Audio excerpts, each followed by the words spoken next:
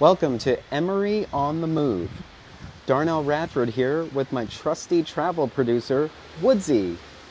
We are here in Edinburgh, Scotland for the Edinburgh Festival Fringe. I can't wait to dig into this crazy thick Fringe guidebook featuring over 3,800 productions and events.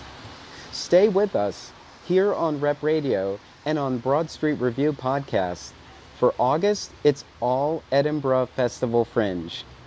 Did you know that artists come from around the world and even our hometown of Philadelphia, Pennsylvania, to entertain, engage, and inspire cultural enthusiasts from all over the globe? I'm going to catch up with a few performers and attendees that made it over the pond. Maybe you'll recognize a few voices along the way.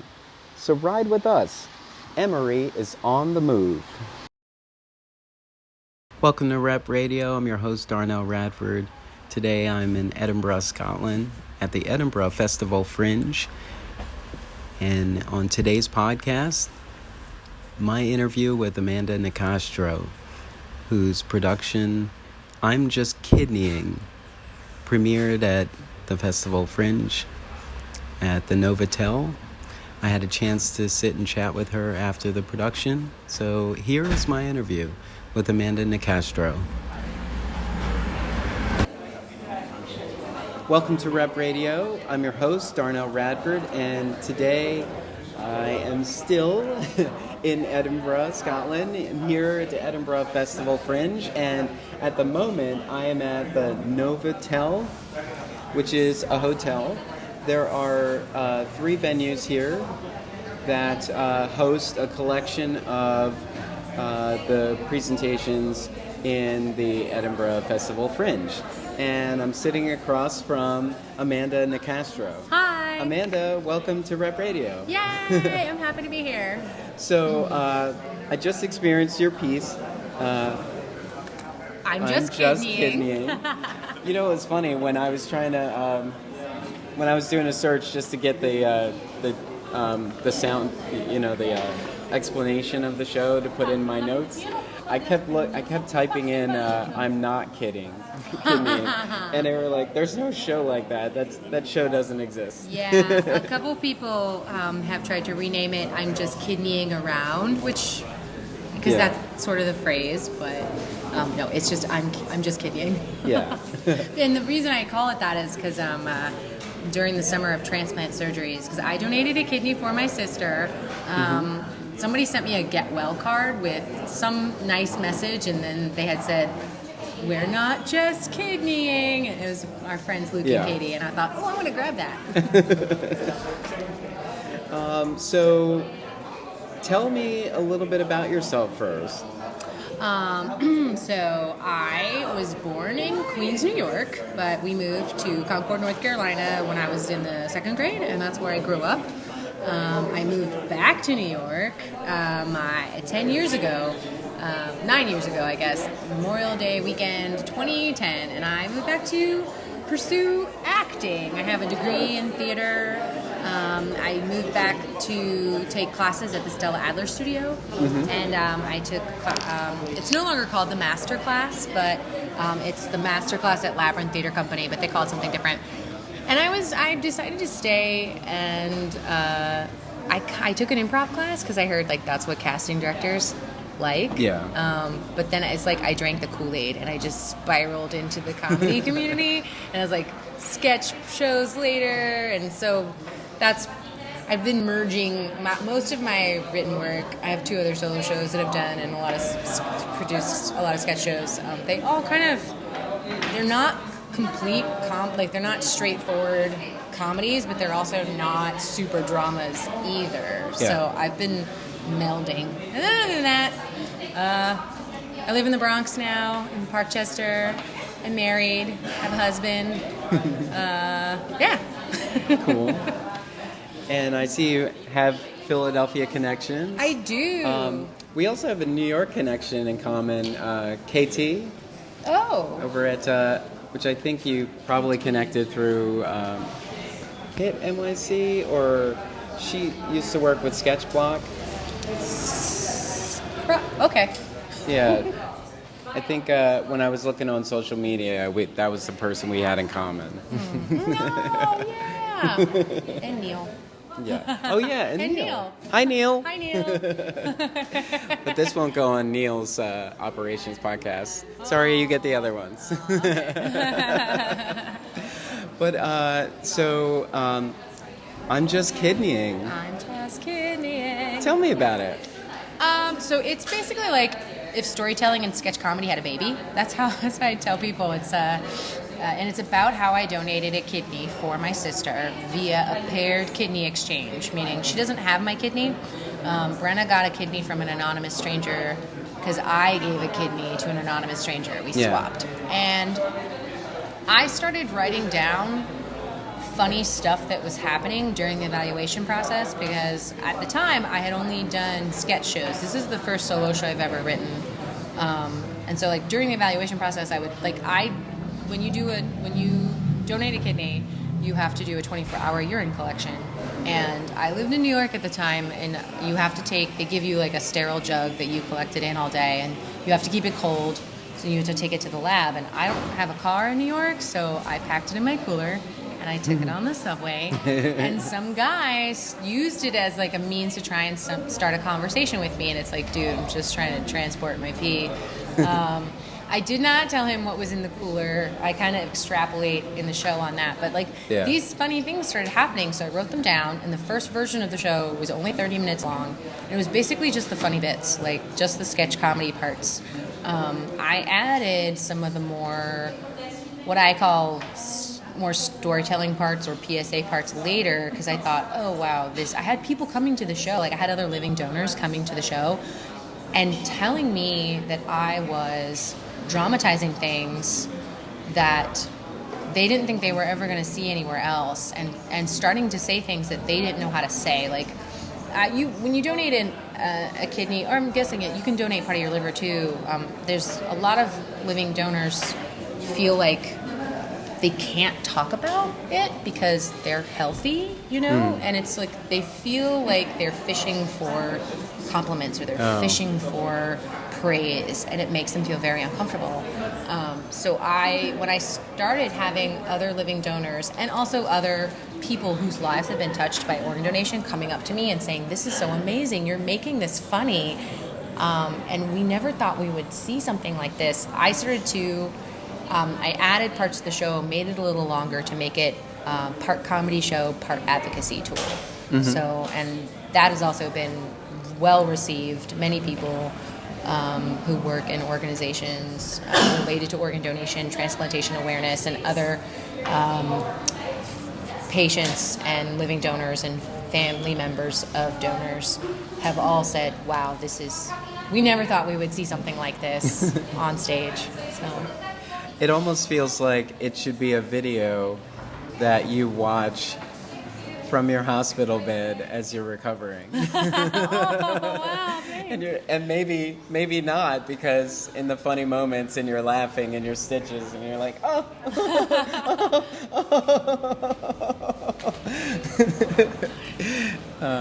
I'm always thinking of how to put it in front of the right audience. Ooh, yeah. This is what happens. Watch the video. Or like standardized patients, because we have a lot of actors who are standardized patients in Philly, and this seems like something that they would that would be a part of the sort of arsenal that they use to educate doctors.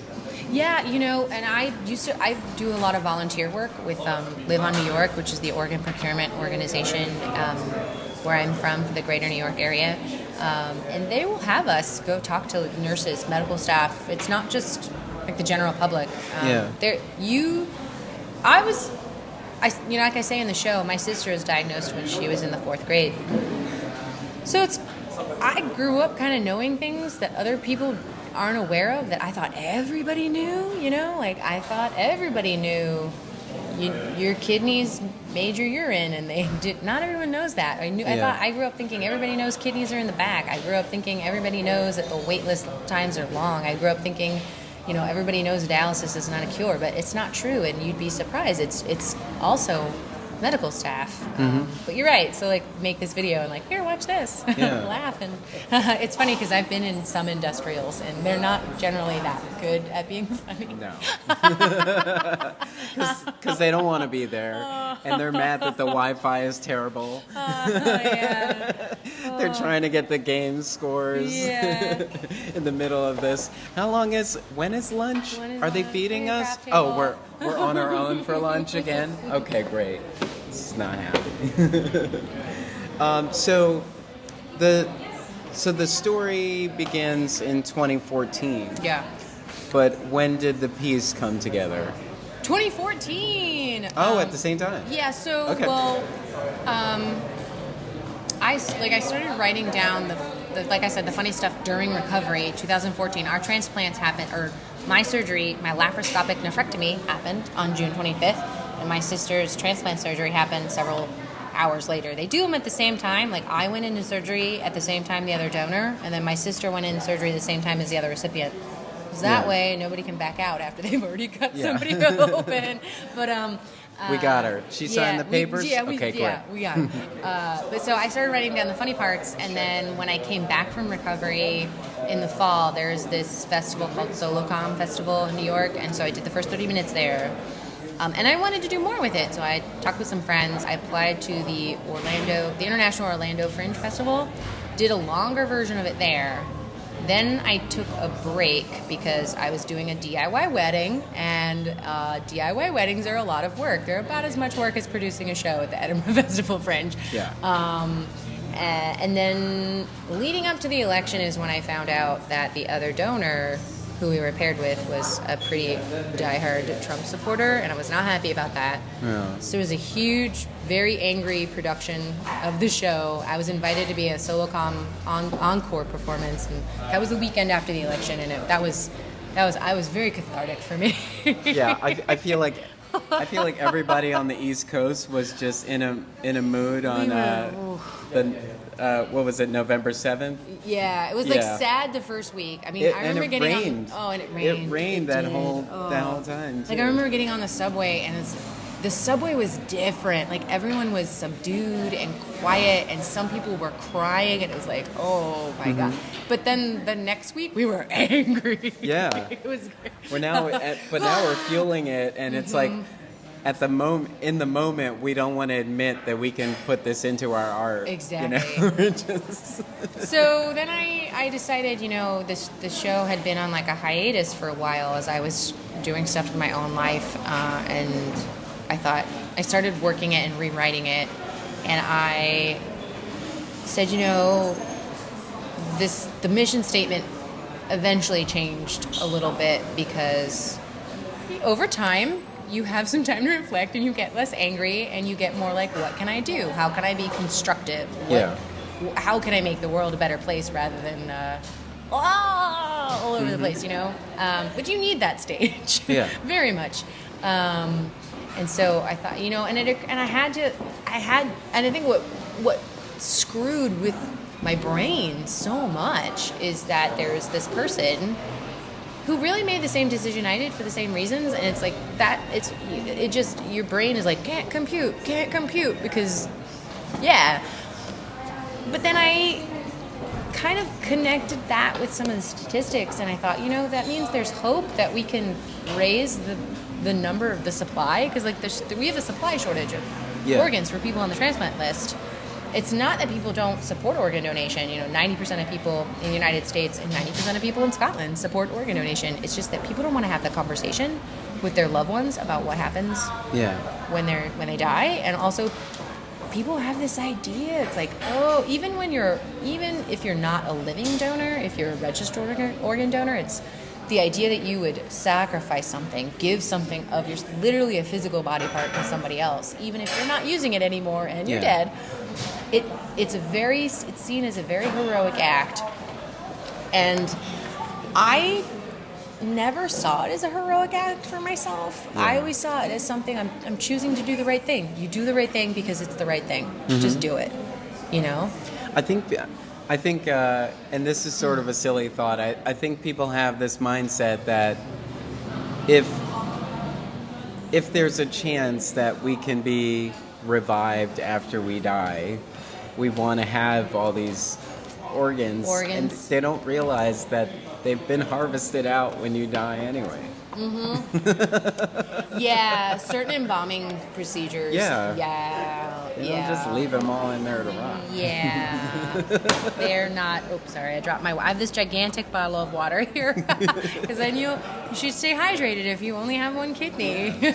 So you can pee a lot. So I do pee a lot all the time. My tech was like, surprise, surprise, Amanda's got to go to the bathroom again. Yeah. Well, everyone's more aware of the sort of general health things. Yeah. Yeah. So people are more conscious about drinking more water. And I remember there was a time in my, young adult life, like late teens, early 20s, where I had the concerns of kidney stones or crystallization that was building up, but not fully kidney stones, but it was like, you gotta drink more water. Well, like, what are you drinking? I'm like, just orange juice and milk for cereal. And it was like everything that was like, please bring me calcium deposits. Exactly. So now, I carry a water bottle that's like, it's 2 cups of water, and if I fill that 4 times a day, then that's my daily intake. Yeah, there you go. What have you. So, but now it's sort of a routine, and I remember waking up in the morning. It was like, you wake up in the morning, drink 2 glasses of water, get your body moving. It was like hard to do for the first few days. Yeah. But then now my body is like, and this is when we get really particular about like water bottles and things, because of how the water flows out of this container makes a big difference too. So if it's flowing out of this container in a way that allows you to, receive it very it's better well, for you. Yeah, then you want to drink it more. So true. Make the water fancy. I don't know. I like large bottles for my water because then I don't have to refill it. Yes. And then I know it's like more tangible to me. But I've always been a big water drinker. Even before. Even before I donated a kidney. We're in a very busy hotel lobby. Very busy hotel lobby. Before, because, and this is gonna make me sound like such a little jerk. So my sister, the kidney patient, she's always being told, drink more water. And my sister doesn't really like water. And so when we were kids growing up, I used to try and out-drink water from her. Like, I'd be like, hey, Bren, I'm already on my 3rd cup. What are you doing? And she'd be like, I hate you so much. So, like, I got in the habit of drinking a lot of water just to piss my sister off. Will she drink it if there's a sort of a flavor infusion? Yeah, she drinks a lot of seltzer. She drinks water now. Like those bottles that was like when she was a kid. Like you can put fruit bits in. She does that. I don't know if she does fruit bits, but I know she drinks water now. She has a little water bottle. She also drinks a lot of seltzer. I think she does drink a lot of like flavored water. But when she was a kid, like she was in the 4th grade, it's like, you've got this kid, you're telling them no sodium diet and drink water, and they're like, but all my friends are drinking soda and having potato chips. And you're like, So, did you or your sister feel any kind of way about your actual kidney not going to her? I did. There are still moments where I'm like, man, I really wish she could have just had my kidney. Yeah. Like we could have just had that. It's like, connection. Why did I go through this if my sister is not even going to get my kidney? Yeah, I mean, she got one, and she's alive, and like that's what matters. This is the part of it that sounds like like a shady mob deal. Let me tell you something. You give me your kidney, and I'll get you a kidney. I'll get you a kidney. It is. I got a kidney for you. But I got a guy. My sister is not as extroverted as I am, and we've never talked about this. I've never asked her if it mattered to her. I know she's mentioned in some conversations, like, yeah, it does take a lot of thinking and meditating on it to be like, this person's body part is inside my body. Like, just the idea of needing somebody else's organ to live, and I'm assuming that is a general feeling and thought process a lot of organ recipients go through. Yeah. But she's never mentioned to me that she wishes it was my kidney. Maybe I haven't asked her because I don't want to hear anyone will do. Because she likes to we push each other's buttons. We have a great relationship, but we're 5 years apart, so we're good at pushing the buttons. It's good. Yeah. So you mentioned, and there are elements in the piece that are more familiar to the location, like because we're here in Scotland. Oh yeah, you mean I changed some pop culture references for jokes? Yes. Did you prepare for that way ahead of time, or was that something that, oh snap, they're not going to understand the whole Sully story? They're not going to understand, these elements that are quintessentially New York. I did most of that ahead of time because Because that's kind of what comedy does anyway. Yeah, you have to sort of adjust for the Some of them are happy little accidents, but I belong to a Facebook group, USA to Edinburgh, and so like I would post on there like, what's this equivalent? And I have a friend, and I had a consultation with him, and I was like, do they know who David Letterman is? Like, I'm assuming they do. I was like, but what happens if somebody doesn't? He's like, just tell them it's like Graham Norton, and I'm like, oh great, okay. So I watched some Graham Norton clips But some of I changed that, and like there's a part in the show where I'm like imagining getting a national commercial, and I'm Flo from Progressive Insurance, but I changed it to Meerkat the Companion Cat. You didn't get that today because you were, but some of them are happy accidents. Like when I got to Scotland, I did not realize that filter coffee or drip coffee isn't really a thing here. Like when you ask for coffee, they think you're asking for like some kind of an espresso drink, a latte, a macchiato. Yeah. So you have to ask, and they don't call it drip, they call it filter coffee. And there's only a couple of places that do filter coffee. And me, being a hardcore coffee addict, I went and got a French press from IKEA because our apartment doesn't even have a coffee maker. It's got a tea kettle and instant coffee. Yeah. Oh my God, there's so much instant coffee, and I am a death before instant coffee person. It is a hill I will die on. There's an overpriced thing. It's not called a cafe press, but it's something like that where you just it looks like a syringe. Like an AeroPress or AeroPress? Oh yes. I know all that. There's Chemex, there's Poro. Because I went to a coffee shop that I thought was like fancy schmancy. And I said, when they said they didn't have drip coffee, I was like, oh, do you have pour over? And they're like, no, we just have espresso. And I was like, what are you talking about? I went to a coffee shop. I don't think it exists anymore. It was in University City in Philadelphia. It was called Lovers and Madmen. Oh. And so I thought that was cool already. That and is I was cool. Like, we're going to have theater nerds all through this thing. So cool. But when they first opened, all of their equipment hadn't arrived. So they were making... Every cup was French pressed. Oh. And I thought that was going to be their sort of gimmick. Their and shtick. I was like, okay, I like this. This is classy. We have to wait. We're being patient. And we're going to sit here and enjoy this. We're not just hauling out of here with our to-go cup. We're going to enjoy this coffee, and I like that. But then I came back like a month later, and they were just pumping it out like nobody's business. The disillusionment. Oh, no. And like on top of... the drip coffee not being a thing, half and half doesn't exist here either.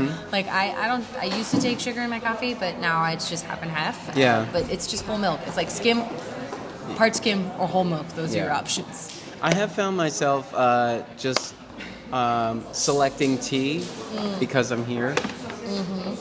But I will add milk to it. I do too, like English breakfast or Irish breakfast. Yeah, I do too. So let's talk about your Edinburgh Fringe experience. Is it everything you thought it would be?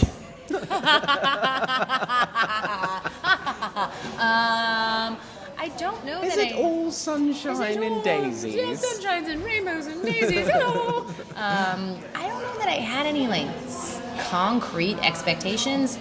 I am a person who generally has a fair amount of FOMO. And so like I've been a part of other fringes that aren't nearly as big, And generally, by this time, I have seen far many more shows than I have.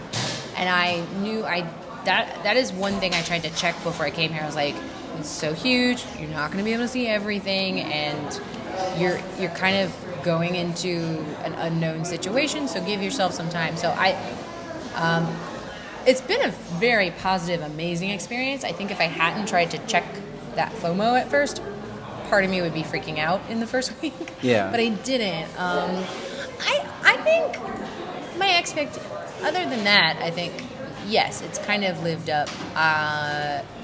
Some of my audiences have been a little light, some of them have not. Mm-hmm. And I think I would say I did not expect that kind of up, down, up, down. Like, I think I expected more of we're going to start light and audiences are going to get heavier. Yeah.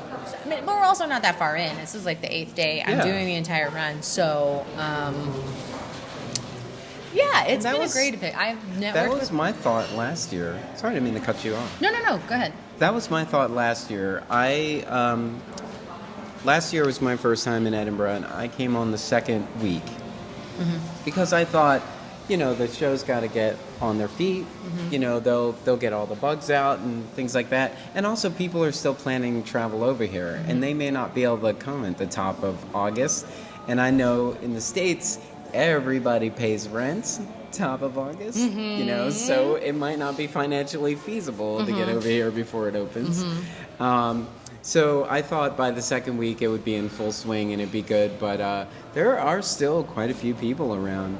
But I've noticed more families and kids around. There are a lot of families and kids, and I actually haven't seen a kids show yet, but I would like to. Yeah. I had the best flyering pitch. Flyering is something that's different here too. Like I used to be a street performer at the Renaissance Festival in North Carolina, so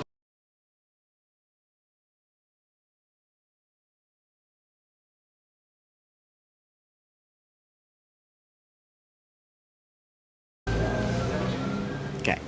Where were we? I was talking about flyering, which is a lot of commercial different. breaks in this interview. Commercial breaks. Flyering is super. Not a lot of. I've not. None of the other Fringe festivals have flyered as much. Like some at Orlando, but flyering is huge here. Like you go out, you try to pitch your show, you give your elevator pitch, like your quick one-line word, and you try to convince someone to take your flyer to come see your show. And I would really be bad at that if I had not had previous experience as a street performer at the Renaissance Festival in North Carolina. And so I've fallen back on that kind of being a chummy, yuck kind of person. Like, I don't know. But I had the best flyering pitch the other day. It was a kids' production. And you'd asked me, a lot of families, and this is what made me think. The boy looked like he was maybe 11. He rides up on a bicycle, goes, "Do you like turtles?" And I go, "Yeah, I like turtles." And he goes, "Here, this show has dragons. They're sort of like turtles." And I'm like, "That's the coolest." Close. Okay, you got me. But I kind of want to see the show now. Just I also because. like turtles. Yeah, just because. So I want to see a kids show. So what is your pitch? My pitch? If you're on the mile. We're on the mile right now. It is crowded. So crowded. There's a fire breather. Ooh, there is can't compete with that. Acrobatics. Pitch me your show. I'm 5 steps away. You're 5 steps away. So I have the cooler, and I go, Yes. "Hey, Go. guess what's in the cooler? You get a prize if you're wrong. You get a prize if you're right." Is it ice water? No. And I open the cooler, and there's my flyers and dum-dum lollipops. You get a prize. Take a flyer. I got I'm just lollipops. kidding. Do you have watermelon? Yeah, I have watermelon. Here you go. Cream soda. Cream They're the soda, best root beer. I know they have root lollipops. beer. I don't Root know. beer. We have they're dum-dums. So yeah, and I'm like, and then I say, I'm doing my show. I'm just kidding, which is about how I donated a kidney for my sister. And then people are like, oh. And I also have one where I play Bonnie. What's the song? I'm holding out for a hero. I Need a Hero. I Need a Hero. It's preview. I should know that. It's pre-music for my show. But I play it, and then I walk up to people and I hold them a flyer and I go, "Would you be someone's hero if they needed it?" One kid said no. I just briefly saw you in 80s aerobics realness with a sweatband and the leg warmers. Yeah. But yeah, so I have a couple. I gave my sister a kidney. Get my sister a And I brought it all the way to Edinburgh to talk about. Oh my God, you're great. Are we working out at the same time? Maybe.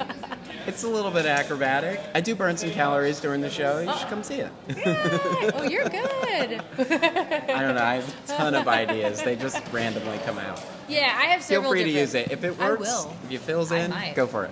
Yeah, but I have several different things that I say opening line to try and gauge. I don't. Some people just kind of here, free comedy show, and I don't like to do that. I like to engage and like connect and like kind of make eyes with people. Like, if you can make eyes and they like make eye contact, then you're like, okay, that person wants me to come over and start a conversation or make them laugh or you know. I heard an artist on the mile gave me his flyer, told me very briefly about his show, and then immediately asked me, had I seen anything exciting? Ooh. And so then I told him about 2 shows, and then he made a note. So there was this exchange. So I like not that. only was he promoting his own show, he also wanted to know what I saw and I thought was good. And I definitely had seen something.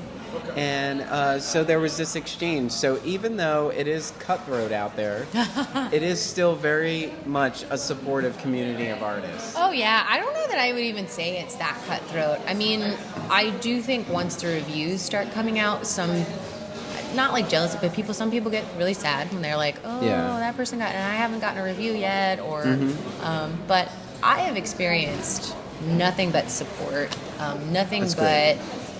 You know, people knowing this is my first time and being like, this is where you need to go to flyer, this is where you need to go to posters, like this is, did you sign up for this event? Do you know how to do Meet the Media? Which Meet the Media was a totally different ball. Like that, Meet the Media is basically like, there's a Saturday and there's a bunch of press there and you got there at a certain time and you queued up, you lined up for your 3-minute pitch. It's like an audition. It's like a speed call. dating with press. Yeah. It's combined with auditioning. It felt like it was going to be super stressful. I'm in the Nicastro. I'm just kidding. Yeah, and in 2014, I gave my sister a kidney, and a bunch of crazy things happened. And I said, you know, every time I tell someone this, I feel like this is a story waiting to happen. So I wrote it, and here it is. Here it is. I'm and here at all time, month. I only have 3 minutes? Okay. But it wasn't that stressful because other people were like, this is what you need to know. Mm-hmm. I actually, I was sitting in the respite in Fringe Central, so I can kind of detox and get great Wi-Fi and edit my episodes. And there was a discussion in there with artists about how to get noticed in the Fringe. Yeah. And a lot of them were talking about, you know, I think the theater, you know, the participants of the Fringe are not expecting, you know, finely polished work.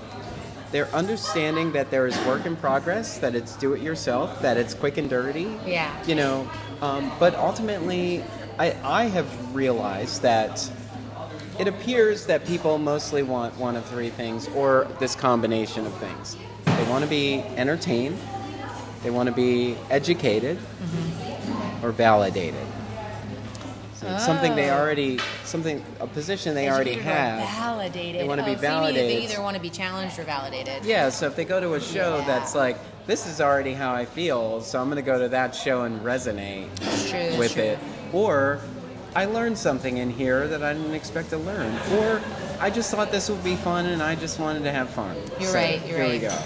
So that's at least been my observation. If anybody feels that some other things should be added there, please let me know in the comments below, which I've turned off because we do not allow comments. Oh, no. No, thank you. No, but I think you're right because any other thing you're going to bring up, I think, falls under one of those. Because I have a lot of people also who come to Fringe also want to see the, like, bizarre, like, oh, I'm not going to know what I'm seeing kind of fringy theater pieces, but that falls under being entertained too, and it could also fall under like being challenged in a way, because like if you don't understand what's going on necessarily, then you start thinking about it. Like if it's purposely you don't understand, not like you're like, oh, because there's some shows that are designed Like my friend Rich Templeton has a show called The Peace, and he describes it as a fugue state. You should see it. It's pretty intense. It's great. Yeah. So so you're here the whole entire time. Yes. And so your show runs once a day. Yes. And how do you make use of the rest of the time? Sometimes, Like, what's your morning like? Just Relaxing, I get up, getting ready? make the coffee in the French press. Sometimes I have oatmeal. Sometimes I don't make the coffee in the French press and I go across the street to Elephants and Bagels and I get a bagel and a coffee. I do a little flyering beforehand sometimes. Oh, you're in a great location then. Yeah. Oh, yeah. Okay. Yeah, I'm over there. Yeah, I'm in a really good location. I may as well live here. I'm so far down Haddington Place. I may as well just live here. Yeah, we have a great apartment. Sometimes I flyer in the morning because I think it's good to get people on the day of who like, oh, the show starts in an hour. I'm interested. I'm coming. I sometimes flyer afterwards, but that's only if I didn't make it to flyering in the morning. Like today I didn't flyer in the morning because I went to go see Samantha Hannah's show How to Be Happy in a Year, which was really great. It was amazing. It was at Cabaret Voltaire. And then after I do the show, I usually, I'll flyer. If I didn't, flyer earlier. So I'll probably flyer later. Or I see other shows. Somewhere in there's a food break. And I go to bed and I do it all again the next morning. Yeah. So, listeners, remember earlier when I told you this was a very busy lobby? So they have a popcorn machine in the lobby, and whoever was supposed to fill that popcorn machine spilled popcorn kernels all over the floor, and now they're vacuuming it up. Oh my God, so I didn't realize. This is what we're hearing right now. Because it's Fringe. It's Fringe. Right? It's actually performance art happening behind us. Oh my God, so God. Compelling. It's like the existential crisis of trying to suck up all the popcorn kernels. The juxtaposition of this popcorn versus the stark sort of businessy welcoming environment of this lobby. It's just riveting. 4 stars. 4 stars. 4 stars. Popcorn was a little dry. Could have stood to have more butter. There was no soda to go with it. They were out of soda. So I asked all the artists, like, Edinburgh in itself is trying to pull focus away from the festival because everything about it's historic and beautiful. And so have you had the opportunity to experience Edinburgh? I mean, I feel some of the key tourist places. I feel like I'm experiencing it just by being here because I'm like, whoa, there's a castle. Yeah. Edinburgh to me so far has very much felt like parts of Brooklyn or like up in Washington Heights in Manhattan. Yeah. Like, but with this gigantic castle plunked right in the middle of everything. But I did have a chance to do a bus tour. There's a play here called The Drowning, and they organized some networking events, the Drowning crew and team. And so we did this antique double-decker tour with pizza and prosecco. It was great. I got to meet other female-driven, female-led work, female-identifying work, artists, and see the sights as I had the pizza. It was great. So so I did do that. So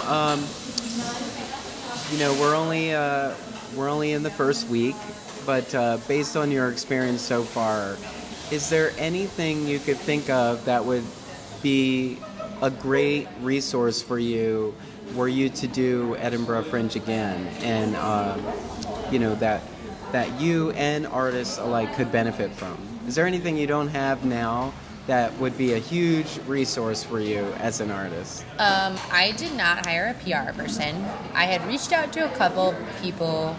Some of them didn't get back to me, and then at one point I was like, oh, I don't have money to pay a PR person. So I'm doing all my own PR, which is going fairly well. I've got some reviewers. I'm talking to you. I had a thing on InsideEdition.com come out yesterday. Cool. Yeah, it was cool. But I mean, I would the next go round, I would allocate some budgeting differently, probably to have a PR person. And also, I think I need to do some research or take some classes or something to understand how to apply for grants. Like, to fund the marketing and the PR. Because that's all new territory for me. Yeah.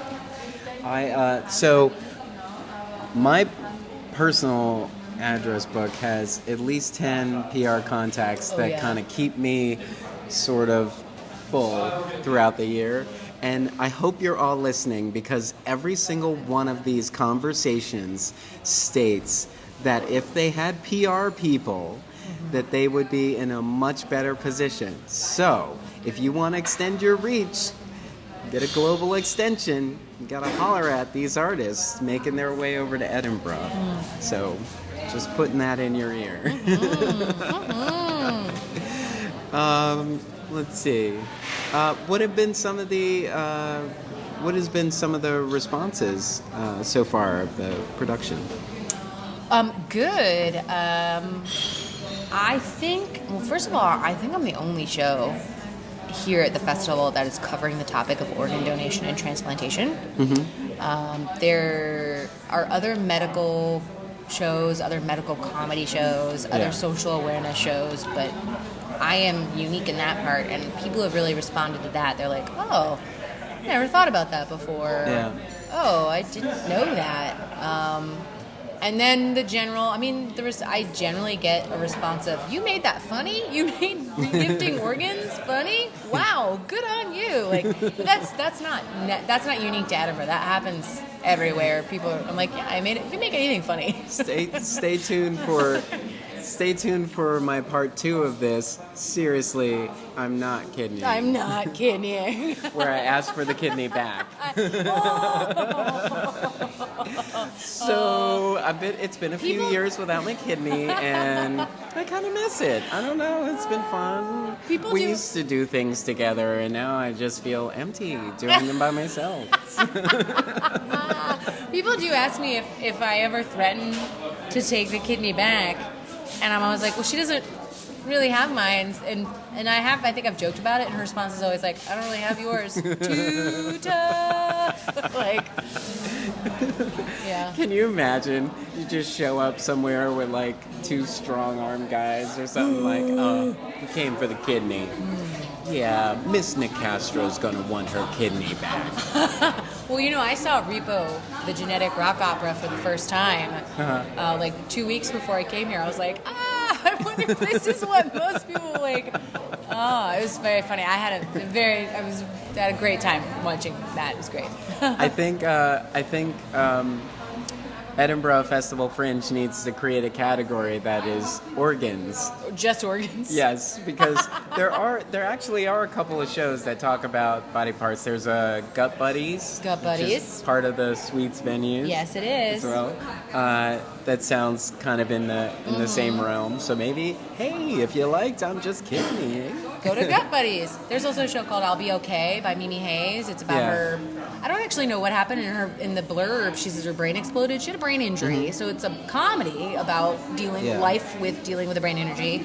There's a show called Have I Told You I'm writing a show about my vagina, about vaginismus. I was about to say there's a lot of there is a lot, and then there's also a lot of talk about ovaries and yeah. Well, I mean, lady bits. Lady bits. Just talking about my lady bits. Well, we have a lot of lady artists. Hey, there are, yeah. Or people who have parts. Yeah. But you're having fun so far? Yeah, I'm having fun. I'm having fun and feeling very productive as well on top of that. Yeah. So not to rush you off the stage here, because you've got quite a few weeks, but what's next? Are you... By the way, actors hate that question. Oh, what's next? What's next? You might have a plan. I don't have a plan. Well, Would I be doing this if I had a plan? Well, the reason I asked that is because this is such a huge undertaking, especially if you're going to be here for a good portion of the festival. And you can kind of ride on this energy of being continuously working at the largest festival. Yes. In the summer. And for us, I know in Philadelphia, we're going home and preparing for Fringe Arts. Yes. And then NYC Fringe is coming up. If it's running right now, like their schedule changed because they went on hiatus for a little bit and then they came back. They did. They took a hiatus. Yeah. I've heard their NYC Fringe is retooling. To operate more like Edinburgh, where you have to find a venue first, and then you register to be a part of the entire program. So it's case by case venue. Like anybody can be a part of it if you have a venue who's willing to have your show there. But yeah, I there is actually a branch of Fringe Central called Artist Advice that helps you with what's next question. Like how can they help you figure out the what's next? I do plan to apply to more fringes.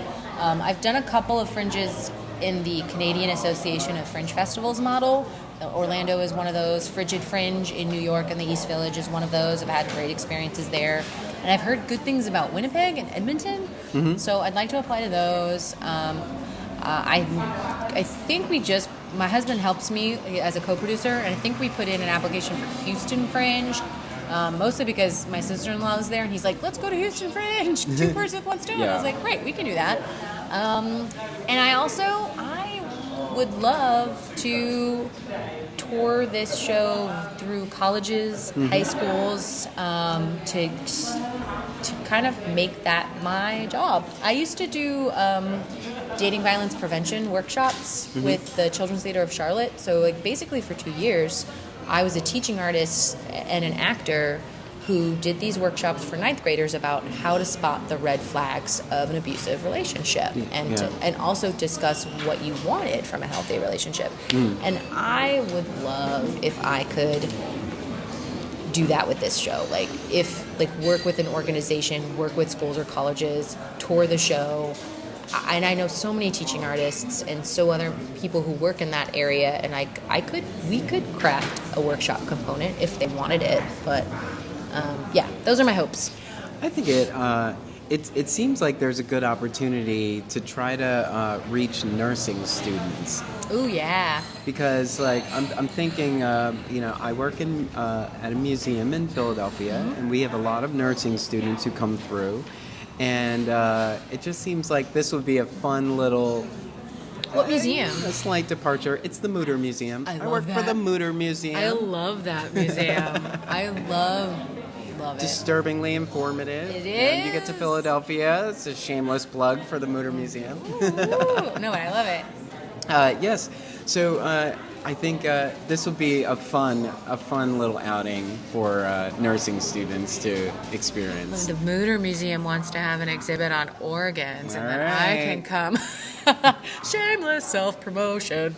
My curator's following. We'll see. All right. History of organ donation. I think that would be fun. Did you know Edinburgh is the home of the very first living kidney donation in the UK? Like the first one, the very, very first one happened in the United States. Oh, wow. But the first one in the United Kingdom happened at the Royal Infirmary at Edinburgh. Oh. Yeah. Huh. The more you know. Yeah. I probably could ask the curator, but it's good to know. Yeah. Well, this was great chatting with you, and so enjoy the rest of this run. I hope it's fun. It'll be fun. Full. It's a nice it's a cozy space, but you get the right crowd in there. I can see the energy being really high in there. Oh yeah, my space is a little smaller, but mostly because I wanted a smaller space, because it's like, oh, that means I'm that much closer to selling out at least one show. But also like funds, like economically, it was what I could do as a self-producer. And my show is very conversational anyway. It can be, it could be big and presenty, but at heart, it's a conversation where I'm asking people, hey, would you do the right thing? Would you be there for someone if you needed to? So, but yeah, it's with people. It's great. It's a great energy space. Great. So, how can our listeners continue to engage with you beyond this conversation we're having now? Beyond this conversation, you can find me on Twitter at @TheLastAmanda. I also have a Facebook page for the show. It's I'm Just Kidneying, written and performed by Amanda Nicastro. And I have a website, imjustkidneying.com, and you can email me. I love answering questions. If you're like, hey, I'm thinking about donating a kidney, or I just didn't know this, you didn't answer it, hey, find me on Twitter. Will you hold my hand? Yeah, I will, actually. Fly me out. I need per diem. Oh, well. But I'll Oh, definitely yeah. do Oh, that. me. Yeah. No, fly me out. Yeah. Oh, per diem? Yeah. First class only. You could do the show bedside. But yeah. Oh, that would be awesome. Be like, do oh, a yeah. bedside show. Private performances in hospital rooms while people are recovering. I think I need to apply to be your PR agent. I've got all these ideas. You have so many good ideas. Well, Amanda, it was a pleasure talking to you. Thank you so much for reaching out.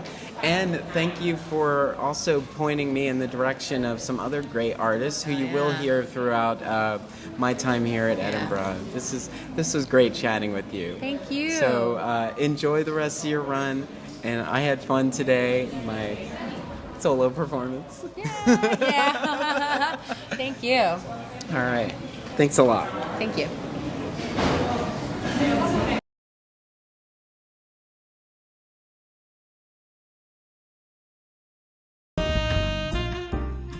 Rep Radio continues to be inspired by our community and listeners like you. We are proud to be an Emory production.